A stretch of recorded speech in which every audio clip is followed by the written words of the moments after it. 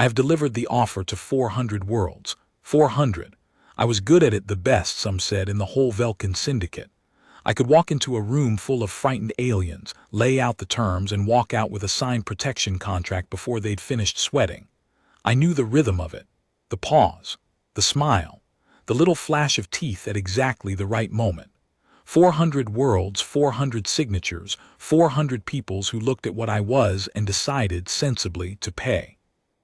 And then I went to Earth, and a human looked at me across a table and laughed. Not a frightened laugh, not a nervous laugh, a real one, the kind that comes up from somewhere genuine, the kind you can't fake. The human leaned back in the chair and laughed and wiped its eyes and said the words that ended my career and started the worst and most educational year of my life. "Oh, that's good, that's really good. Do you even know who you're threatening?" I did not know. That was the whole problem. I thought I knew. I had a file. I had the assessments. I had 400 successful shakedowns behind me and every reason to believe Earth would be 401. I did not know who I was threatening, and by the time I found out it was far, far too late, and the Velkan Syndicate, the oldest, richest, most feared protection racket in the galaxy, was already finished and just didn't know it yet. Let me tell you how it happened. I was there. I delivered the offer. I am the reason, in a small and unwilling way, that the whole thing came down. And I have spent the years since trying to understand the thing I witnessed, because the galaxy tells this story wrong, the way it always does, and somebody who was actually in the room should set it straight. My name is Tavik. I was a Velkan protection agent. Listen. You have to understand what the Velkan Syndicate was, because the word protection racket makes it sound smaller and dirtier than it was. It was small and dirty underneath, but it had dressed itself up across 10 centuries into something that looked almost respectable, and the dressing up is the whole reason it worked. Here is how the racket ran. The Velkan controlled a thing every spacefaring people needed, the safe passage of trade. Not because we built the roads, we didn't build anything. But we had spent 10 centuries becoming the largest, most organized, most heavily armed criminal organization in the galaxy, with fleets of raiders and privateers and independent operators scattered across every trade lane that mattered. And we had perfected a simple, beautiful, evil business model. We were both the threat and the protection from the threat. Pay the Velkan and your shipping moved safely, because the Velkan's own raiders left it alone. Don't pay the Velkan and your shipping got hit, again and again, by raiders that, what a coincidence, the Velkan would have been happy to call off, for a reasonable fee. That was the racket, pay us or the bad thing happens. And the genius of it, the thing that made it work for 10 centuries, was that we never had to say the second part out loud. We just offered protection. We came to a world, we laid out our very reasonable protection contract, and we let the world's own knowledge of what happened to the unprotected do the threatening for us. Everyone knew. Everyone had heard about the worlds that declined, the trade lanes that mysteriously became impassable, the economies that strangled. You didn't have to threaten a people who already knew the story. You just offered protection and smiled and waited for them to sign, because the alternative was written in the wrecks of everyone who hadn't. I was a closer. My job was the offer itself, to go to a newly significant world, a rising people whose trade had grown large enough to be worth taxing, and to deliver the protection contract in person, with the right blend of courtesy and menace, and to come back with a signature. I was extraordinarily good at it. I understood fear, you see. I understood that the racket did not run on violence. It ran on the anticipation of violence, on the careful cultivation of dread, and I was an artist of dread. I could make a room full of strangers feel the weight of the unprotected dark pressing in on them, just by the way I set my case on the table. 400 worlds. Not one of them refused. Earth was supposed to be 401. A young, rising, recently significant human civilization, trade growing nicely, just large enough to be worth a contract. The file said, new people, modest fleet, no powerful alliances, the usual frightened rising power ripe for protection. A routine closing. I almost didn't go myself. It was beneath my rank by then, a milk run, the kind of thing you send a junior to. But there was something in the human file that nagged at me, something that didn't quite fit the pattern, and I was curious. And I had 400 closings of confidence behind me, so I went myself. I have never been so glad and so sorry of any decision in my life. I need to tell you about the thing in the file that nagged at me, because it was the first thread, and if I'd been wiser, I'd have pulled it before I ever booked passage to Earth instead of after. The Velkan assessment of every target world followed a template: trade volume, fleet strength, alliance structure, and, most important, vulnerability profile. The vulnerability profile was the heart of the whole operation. It was our assessment of exactly how badly we could hurt a world's shipping if it declined, which was the actual leverage behind every protection offer. A world with a high vulnerability profile, lots of exposed trade, few defended routes, heavy dependence on a handful of choke points, was an easy closing. You could see the fear in their eyes when you laid out, very politely, just how much of their economy ran through lanes the Velkan could close. The vulnerability profile was the gun on the table that we never had to mention because the target could see it themselves. Earth's vulnerability profile was the thing that nagged at me because it was blank, not low, blank. The assessment team had been unable to complete it, and the note attached said, in the dry language of Velkan analysts, human trade architecture does not match standard models. Dependency choke points could not be identified. Recommend closing agent proceed with standard offer. Vulnerability assumed to be standard for a power of this size. I read that, and a small cold thing turned over in my gut, and I ignored it because I had 400 closings of confidence, and because the note said proceed with standard offer, and because I did not yet understand that we could not find their choke points was not a minor data gap. It was the entire story. It was the whole reason Earth was about to be 401 mistakes instead of 401 signatures. The analysts had looked at human trade and been unable to find the place to put the knife. And instead of asking why can't we find it, they had written assume it's there somewhere and sent me to threaten a people whose throat we could not actually locate. I should have pulled that thread. I didn't. I packed my case, and I practiced my pauses, and I went to Earth to offer protection to a people I did not understand, with leverage I did not actually have, and I walked into that room exactly as confident and exactly as blind as the Velkan Syndicate had been for 10 fat, comfortable centuries.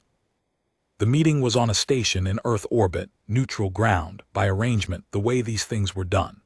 I came in with my case and my courtesy and my carefully calibrated menace, and I was received by a small human delegation, and I remember being faintly insulted by how small it was. When the Velkan come to offer protection, a frightened world usually sends its highest officials, its anxious leaders, a whole sweating delegation hoping to negotiate the terms down. Earth sent 3 people. 3, a trade official, an aide, and a third human who didn't introduce themselves and just sat in the corner, watching, with an expression I couldn't read. The room was ordinary. That's a thing I remember. Human stations were unimpressive to me then, functional, a little cramped, none of the cultivated grandeur the older powers used to project strength. It looked like the office of a modest shipping concern, which, I would learn, was exactly what it was, and the modesty was not weakness, it was the first clue I missed. The humans offered me a drink. They were polite. They were relaxed, which should have been my second clue, because no one is relaxed when the Velkan come to call. They were relaxed the way people are relaxed when they already know how a meeting is going to go. I laid out the offer. I was good. I want that on the record. Even now, even knowing how it ended, I delivered that offer beautifully. I explained the Velkan Protection Service. I spoke of the dangers of the modern trade lanes, the raiders, the privateers, the tragic frequency with which unprotected shipping met misfortune. I expressed, with exquisite courtesy, the Velkan's sincere wish to ensure that Earth's growing and impressive trade should never suffer such misfortune. I laid the contract on the table. I did the thing with the case, the little weighted pause, the flash of teeth at exactly the right moment, 10 centuries of perfected dread compressed into one smooth professional offer. 400 worlds had folded at less than this. And the human trade official, a woman, I learned her name was Akafar, listened to all of it politely, and then looked at the contract, and then looked at me and said, "So just to be clear, this is the part where you explain that if we don't pay you, our ships start having accidents, raider accidents, the kind your raiders would be happy to prevent for a fee." I was a professional. I did not confirm it. We never confirmed it. I said smoothly that the Velkan only offered protection, and that what befell the unprotected was a matter of the galaxy's unfortunate dangers, entirely separate from. Right, Akafar said, waving a hand almost kindly. "The dance, I get it. You can't say it out loud, that's fine, we both know what this is." She leaned forward. "So let me save us both some time because I've actually got a real meeting after this one. You've come to threaten our shipping. To do that, you need to be able to hurt our shipping. And to hurt our shipping, you need to know where it's vulnerable, which lanes we depend on, which choke points would hurt us if you closed them." She tilted her head. "Your people couldn't find them, could they? That's why you came yourself instead of sending a junior. Because the file came back blank, and it bothered you, and you wanted to see for yourself. And that small, cold thing in my gut, the one I'd ignored, turned all the way over because she was exactly right, and there was no possible way she should have known it. I kept my composure. 400 closings teaches you composure. I said lightly that I had no idea what she was referring to, that the Velkan offer stood on its own merits, that surely a rising power like Earth would prefer the security of protection to the uncertainties of the open lanes. And that was when the third human, the one in the corner who hadn't spoken, who hadn't introduced themselves, finally laughed. That laugh, the real one from somewhere genuine that you can't fake. They leaned back and laughed and wiped their eyes and said, "Oh, that's good, that's really good." And then, still grinning, the words, "Do you even know who you're threatening?" I confess I bristled. It was the wrong thing to say to a Velkan agent, or so I thought. It sounded like bravado, like a frightened people puffing themselves up, and I had heard 1,000 such puffings and crushed them all. I said, with the cold patience I'd perfected, that I knew precisely who I was threatening. A young trading power whose shipping was, like all shipping, vulnerable to the dangers of the dark, and which would be wise to accept protection while it was offered politely. The third human stopped laughing, not in fear. In something worse, in a kind of patient, almost gentle pity, the look you give someone who has just confidently walked off a cliff and doesn't know they're falling yet. "No," they said, "you really don't. So let me actually answer your question for you, since you can't seem to ask it yourself." They stood up, came to the table, and sat down across from me, and now I could read their expression, and it was the calm, steady confidence of someone holding cards I couldn't see. "You came here thinking Earth is a rising trading power with vulnerable shipping, and we are a rising trading power. That part's true. But you couldn't find our choke points, and instead of asking why, you assumed they were there and you couldn't see them. That was your mistake. That's always the mistake with us." They smiled, and it was not unkind, and it was the most frightening thing in the room. "You couldn't find our choke points because we don't have any. And we don't have any because of what we actually are, which isn't a trading power at all. Trading is just what we do for money. What we are is something your file doesn't have a category for. And in about a minute, when I explain it, you're going to understand why threatening us was the single worst business decision the Velkan Syndicate has made in 10 centuries. The human let me sit with it for a moment, the dread, the first real dread I had felt in a very long time, sitting on the wrong side of the table for the first time in 400 meetings. They were good at it, I'll give them that. They understood the pause as well as I did. They let the silence stretch exactly long enough, and then they explained, and the explaining is the thing I have to give you carefully, because it is the heart of everything. Let me tell you what your file got wrong, the human said. Your people looked at Earth and saw a trading power. Modest fleet, growing trade, no big alliances. And you built your whole offer around hurting our trade because that's your whole business. You hurt trade and then you sell protection from the hurt. It works because most people's trade has a shape. Choke points, vital lanes, places you can squeeze. Squeeze the right lane and a whole economy chokes, and the people who run that economy will pay anything to make the squeezing stop.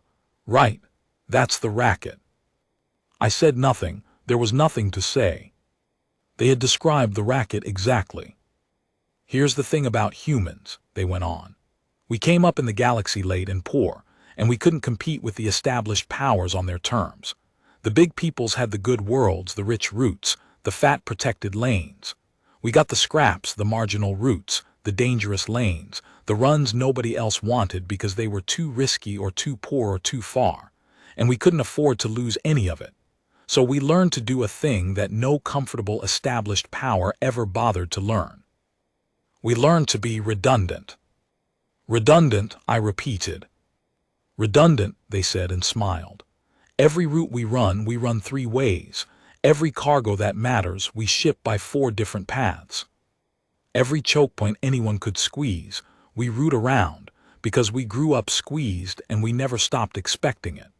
Our whole trade architecture is built on one assumption that no rich power ever makes. That someone, somewhere, is always going to try to cut us off, and that we cannot afford to depend on any single thing they could cut. You couldn't find our choke points because we spent 50 years making sure we don't have any. We are the most decentralized, most redundant, most unsqueezable trading people in the galaxy, and we did it on purpose because we were poor and scared and we couldn't afford to be vulnerable, and the habit stuck even after we got rich. They spread their hands. So when you came here to threaten our shipping, you came to point a gun at a thing that isn't there. You can close any lane you want. We'll route around it by morning. You can hit any cargo you want. There are 3 more carrying the same thing on 3 other paths.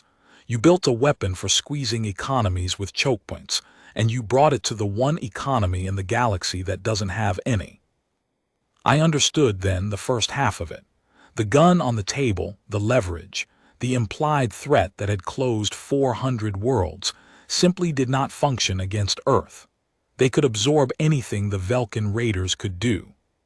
The protection racket's entire mechanism, the thing that made the dread real, the capacity to actually hurt, was useless here, because there was nothing to hurt that couldn't immediately heal around the wound. But I was a Velkan agent, and even reeling I saw the flaw in their position and I clung to it. Redundancy is expensive, I said. Running every route 3 ways, shipping every cargo 4 times, that costs you. We may not be able to choke you, but we can bleed you. We can raid your shipping forever, and even if you route around it, the routing costs you and the losses cost you, and we can make protection cheaper than the bleeding. The offer still stands. We can make the open lanes expensive enough that protection looks like a bargain. And the human's smile widened, and that was when I felt the floor truly drop, because they had been waiting for me to say exactly that. Now you're thinking like a businessman, they said. Good, yes, you could bleed us. Raiding has a cost even against a redundant target, and you could keep it up and it would cost us. You're right about that. They leaned in. But here's the second thing your file doesn't have a category for. You're assuming the raiding is free for you, that it costs us and not you. And for 10 centuries against 400 worlds, you've been right, your raiders hit. Your targets bled and your costs were minimal because your targets couldn't hit back. They didn't know who your raiders were, or where they were based, or how the Velkan network actually worked. They couldn't find you. So raiding was cheap for you and expensive for them, and that asymmetry is the whole foundation of your business. They paused and looked at me, and asked a question that turned my blood to water. Tavik, they said, they knew my name, I hadn't given it. How do you think we knew your file came back blank? How do you think we knew you'd come yourself instead of sending a junior? How do you think we knew, before you ever sat down, exactly how the Velkan racket works, down to the raiders and the bases and the network. I could not answer. Because we found you, the human said softly, all of you. While your analysts were failing to find our choke points, our people were quietly mapping the entire Velkan Syndicate. Your raider bases, your privateer networks, your financial channels, your command structure, the whole thing. We've been at it for 3 years, ever since your raiders first started sniffing at our lanes and we realized what you were. You came here today thinking you were the ones holding the gun. You weren't holding anything. You were walking into a room with a people who spent 3 years learning exactly where your throat is, while you couldn't even find ours. I want to tell you what that moment was like, on the wrong side of the table, because I had spent my whole career being the one who created it, and I had never once imagined being the one who received it. It was the dread, my own weapon, turned around. For 400 worlds I had walked into rooms and cultivated, with exquisite care, the feeling of the unprotected dark pressing in, the sense that the person across the table knew something terrible about your vulnerability that you couldn't see. I was an artist of that feeling. And now I was sitting in it, drowning in it, feeling the floor drop away exactly the way I had made 400 peoples feel it drop. The sick understanding that the confident position I'd walked in with was an illusion, that the real leverage had been on the other side the whole time, that I had brought a threat to people who held a worse one, and had simply been waiting, politely, relaxed, for me to finish my little performance before they explained the actual situation. You're wondering why we let you finish, the human said, reading my face. Why we sat through your whole offer when we already knew all this. It's because we wanted to be sure. Not about you, about whether the Velkan still thought the old racket worked, whether you'd really come here and threaten us, or whether you'd figured out what we were and come to make an honest deal. You threatened us. So now we know. The Velkan still think it's 10 centuries ago. Good to know. That tells us exactly what to do. I found my voice barely. And what, I asked, are you going to do? The human leaned back. And here is the thing that I did not expect, the thing that makes this story worth telling, the thing that separates humans from what the Velkan would have done in their place. The Velkan, holding the cards humanity held, would have used them to take over the racket. That is what a criminal organization does when it finds it has leverage over a bigger criminal organization. It muscles in, takes a cut, becomes the new boss. I assumed, sitting there in the dread, that this was a takeover, that Earth had mapped the Velkan in order to extort the extortionists, to flip the racket to become what we were. That was not what humanity had planned. Of course it wasn't. I just couldn't imagine anything else because I was Velkan, and the Velkan imagination has only one shape. Here's what we're not going to do, the human said. We're not going to threaten you back. We're not going to take over your racket. We're not going to extort the extortionists. I know that's what you're expecting because that's what your people would do, and I can see you bracing for it. Relax. That's not us. Then what? I asked again. We're going to make you obsolete, they said. And before you ask, no, I'm not being clever. I mean it literally, and I'm going to tell you exactly how because honestly, Tavik, I want you to carry this back to your bosses.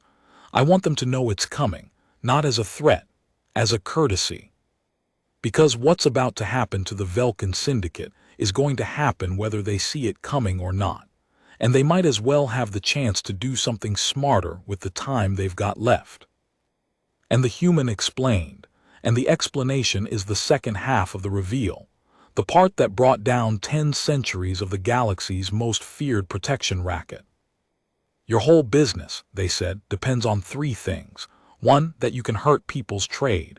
Against us you can't, we're redundant. 2, that nobody can find you, so raiding is cheap for you and expensive for everyone else. We found you, so that's gone, at least for us. But here's the 3rd thing, the real foundation, the thing underneath everything. Your business depends on every world facing you alone. That's the secret of every protection racket that ever existed. You go to one world at a time. You make each one feel isolated, vulnerable with no one to turn to, facing the unprotected dark by themselves. 400 worlds paid you, and not one of them knew the others were paying or how much, or how the racket actually worked because you kept them all separate, all afraid, all alone. The isolation is the racket. A frightened world alone will pay. A world that knows it's not alone won't. The human smiled, and it was the smile of someone laying down a winning hand. So we're going to end the isolation. We spent 3 years mapping your entire operation. Every base, every network, every financial channel, every contract, every world you've squeezed and exactly how much you've taken from each of them. And we're going to publish it. All of it. We're going to give every one of your 400 protected worlds the complete picture of the Velkan Syndicate. Who you really are, where your raiders really come from, how the racket really works, and most importantly, the fact that there are 400 of them. 400 worlds paying you in isolation, each one thinking it's alone, each one strong enough to resist you if only it knew it had 400 allies in exactly the same position. We're going to introduce them to each other, Tavik. That's the whole plan. We're going to walk into the most carefully maintained isolation in the galaxy, and we're going to turn the lights on. And a racket cannot survive the lights. The lights are the one thing you can't raid. I sat there on the wrong side of the table, and I understood that the Velkan Syndicate was already over. Not because of a fleet. Humanity had no fleet that could fight the Velkan. That wasn't the weapon. The weapon was the truth, organized and delivered, the truth that would turn 400 isolated, frightened worlds into 400 worlds that knew they were not alone, and a protection racket, I understood with the clarity of a man watching his own house burn, cannot survive that. The whole thing ran on isolation. Every closing I had ever made ran on a world feeling alone in the dark with no one to turn to. And humanity was going to take that away, all of it at once, by the simple act of letting the victims see each other. You could have just paid us, I heard myself say. It was a strange thing to say, I don't know why I said it. Maybe I was still, even then, a Velkan agent looking for the deal. You're redundant, you found us, you had leverage. You could have just made a quiet deal, paid a reduced rate, kept your advantage to yourselves. Why bring down the whole thing? Why help 400 worlds you've never met? And the human looked at me, and for the first time the confidence softened into something else, something I didn't have a word for then and barely have one for now. Because we were one of those 400 worlds, they said quietly. Or we would have been. We came up poor and scrappy and scared, getting squeezed on the marginal lanes, watching bigger powers take their cut just because they could. We know exactly what it feels like to be alone in the dark with someone's hand around your throat and no one to turn to. And we got strong enough to not be squeezed, but a lot of the 400 didn't, and they're still paying you, still alone, still afraid, and we can't. They shook their head. That's the thing, your file doesn't have a category for Tavik. We can't know a thing like that is happening to 400 peoples and just buy ourselves a quiet exemption and walk away. It's not in us. We'd rather burn the whole racket down for strangers than save ourselves and leave them in the dark. You think that's a weakness. It's the strongest thing about us, and it's the thing that's going to end you, and you never had a category for it, and that's exactly why you lost. I left that station a different creature than the one who'd walked in. I want to be honest about that, because the rest of the story does not make sense unless you understand that something broke in me in that room. Not my confidence, which was already gone, but something older and deeper. The thing that had let me do my job for 400 worlds without ever once feeling the weight of it. They let me go, you see. That was the part I couldn't stop turning over on the journey back. Humanity had me in that room, the agent who had delivered the offer, who knew the racket from the inside, who was, in a small way, a part of the machine they were about to destroy. They could have held me. They could have used me. Instead, the human who'd done all the talking. I never did learn their name, and I've always thought that was deliberate, that they wanted to be no one, just humanity, just the lights coming on. They walked me to my ship, and at the airlock they said one last thing, and it's the thing that broke me the rest of the way. They said, "You've got a choice coming, Tavik. When this all comes down, and it's coming down, you can go down with it, or you can be one of the people who helped turn the lights on. I'm not going to tell you which. I just want you to know the choice exists. Most people in your position don't think it does. They think they're the racket and the racket is them, and when it dies, they die. It's not true. You're not the Velkan. You're just a person who worked for them. There's a difference, and the difference is the whole rest of your life. Think about it.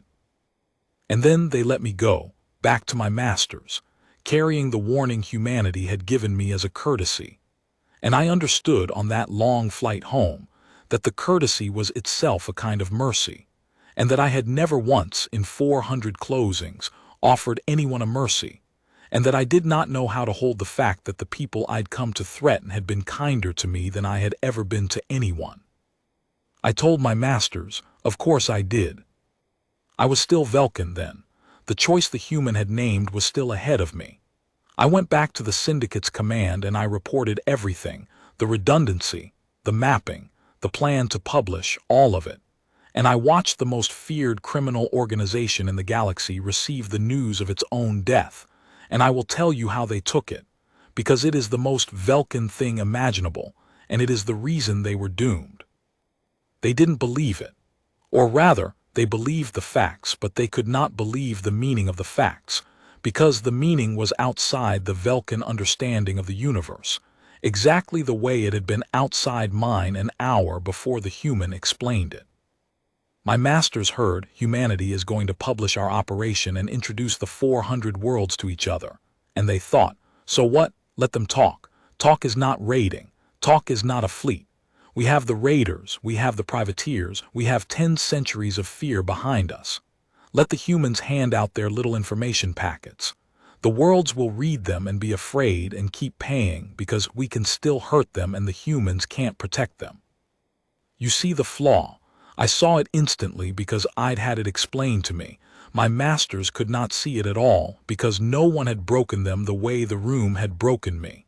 They still thought the racket ran on the capacity to hurt. It didn't. It ran on isolation. And humanity wasn't attacking the capacity to hurt. That was untouchable. The raiders were still out there. Humanity was attacking the isolation, the one thing the Velkan had never had to defend because no one had ever thought to attack it.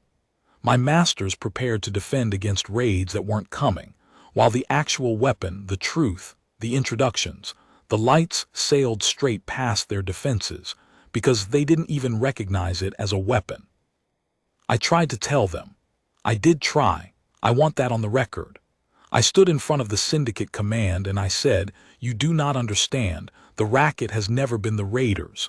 The racket has always been the loneliness, and they are about to cure the loneliness, and there is nothing the raiders can do about a cure.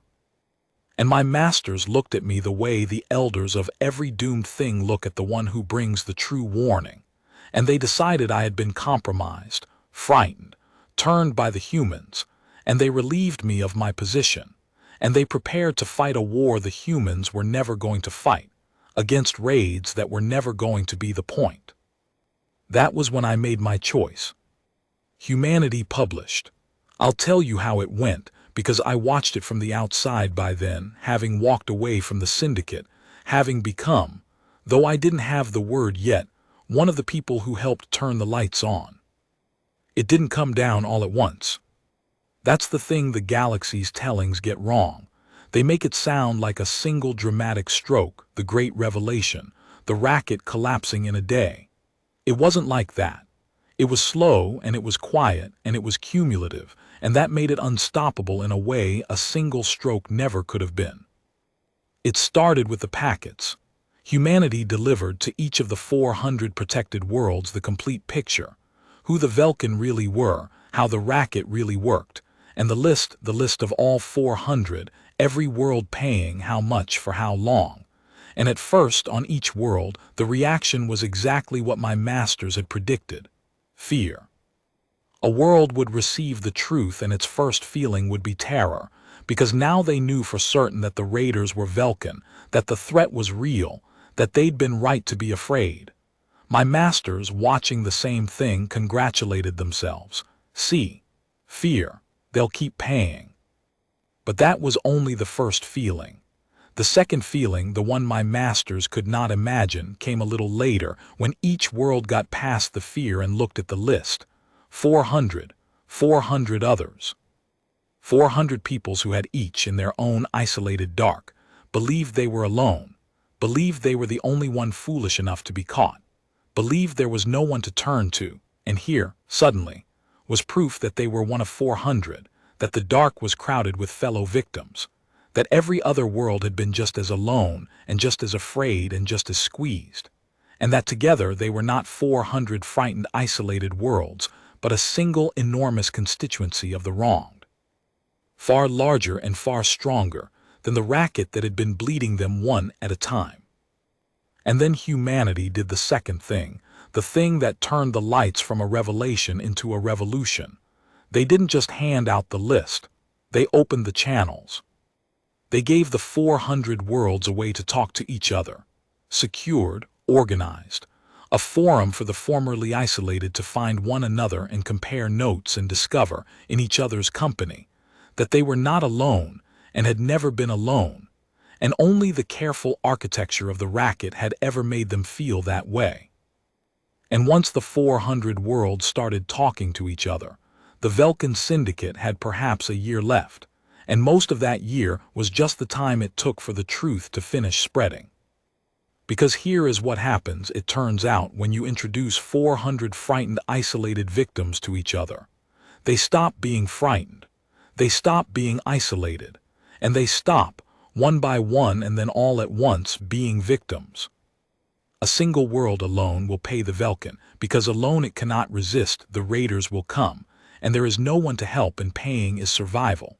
But a world that knows it is one of 400 does the arithmetic differently. It thinks, if all 400 of us stop paying at once, the Velkan cannot raid all 400 of us at once. There aren't enough raiders. There was never enough raiders. The whole thing only ever worked because we faced them one at a time. Together, we are far too large to squeeze. Together, we are not the prey. Together, we are simply 400 peoples who have collectively decided to stop paying a gang of criminals who never actually had the strength to make all of us pay, only the cleverness to make each of us feel alone. And that is what they did. Not in a battle, not with a fleet. The 400 worlds, having found each other in the light humanity turned on, simply collectively stopped paying. They coordinated it, humanity helped them coordinate it. That was the last service Earth provided, the organizing of the refusal.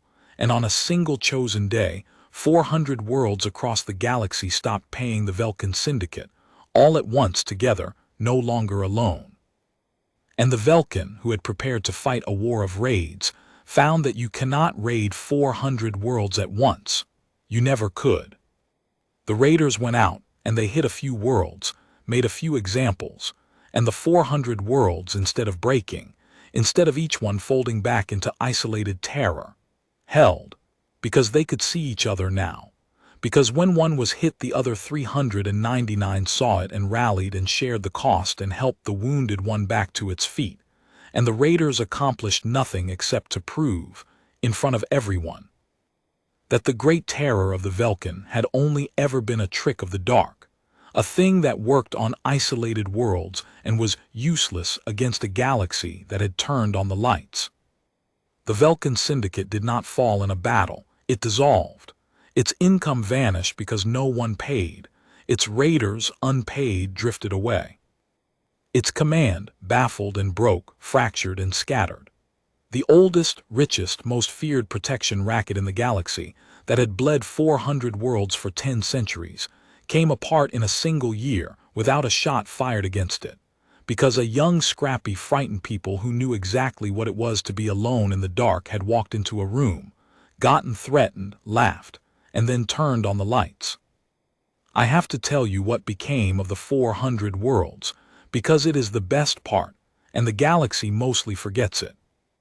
They did not disband after. That is the thing. You might think that once the racket was broken, the 400 worlds would simply go back to their separate lives, their isolation restored now that it was safe to be isolated. They didn't.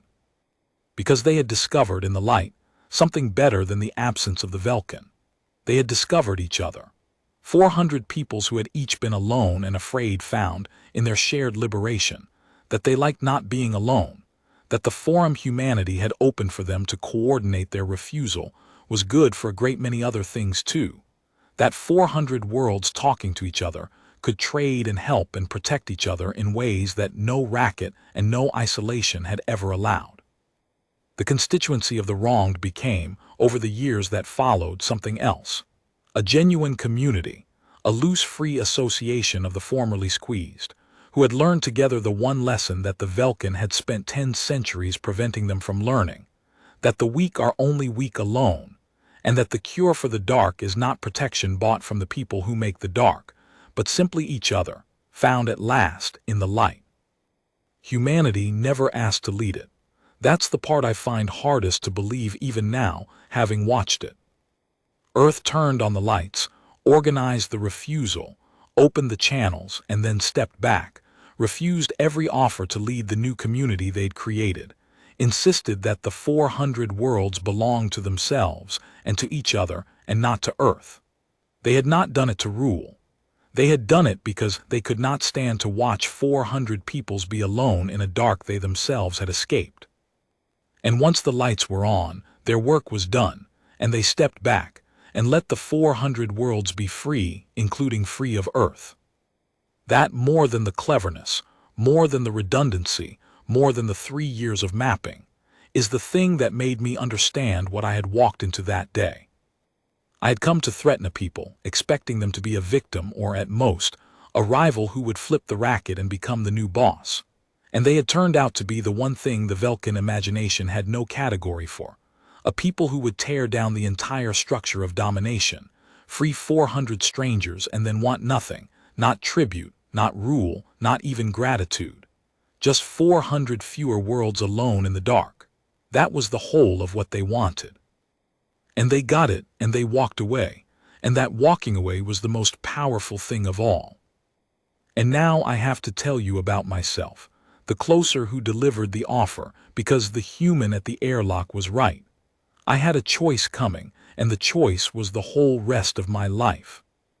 I made it when my masters relieved me, when they decided the truth I carried made me a traitor.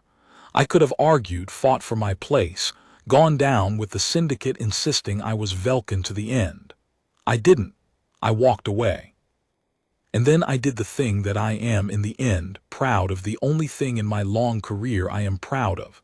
I went to humanity, and I offered them what I had, the inside knowledge, the closer's understanding of how the racket worked, the 400 contracts I had personally signed, and the 400 worlds I had personally frightened. I gave it all to the people turning on the lights. I helped them. The artist of dread spent the last service of his career helping to cure the thing he had spent his life inflicting. I will not pretend it redeems me. 400 worlds. I frightened 400 worlds into paying a gang of criminals, and no amount of helping at the end unmakes that. But the human at the airlock had said a thing that turned out to be true. You're not the Velkan, you're just a person who worked for them, and the difference is the whole rest of your life. And I have spent the rest of my life on the right side of the lights, in the community of the 400 freed worlds, telling this story, so that no racket ever again can do to anyone what the Velkan did for 10 centuries.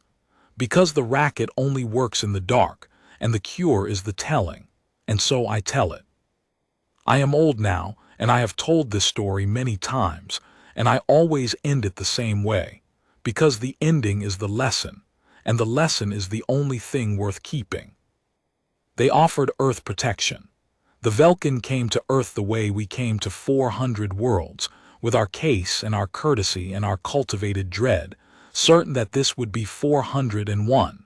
And a human looked across the table and laughed and said, "Do you even know who you're threatening?" We did not. We thought we were threatening a young trading power with vulnerable shipping. We were actually threatening a people who had grown up alone in the dark and had decided, with their whole scrappy, frightened hearts, that no one else should ever have to. We thought we were the ones holding the gun. We were holding nothing. They had spent 3 years finding our throat while we couldn't even find theirs, and then, And this is the part the Velkan never understood, the part that doomed us, the part that is the truest thing about humanity. They didn't use it to take our place. They used it to set 400 strangers free and asked for nothing and walked away. "Do you even know who you're threatening?" the human asked. And the answer, it turned out, was the most dangerous answer in the galaxy. Because we were threatening the one people who could not be made to feel alone, and who could not stand to let anyone else feel alone either, and who would burn down the oldest racket in the galaxy. Not for revenge, not for profit, not for power, but simply, stubbornly, impossibly, to turn on the lights. That is who we were threatening, we just didn't know it. By the time we found out, the lights were already coming on. And you cannot raid the lights. We tried.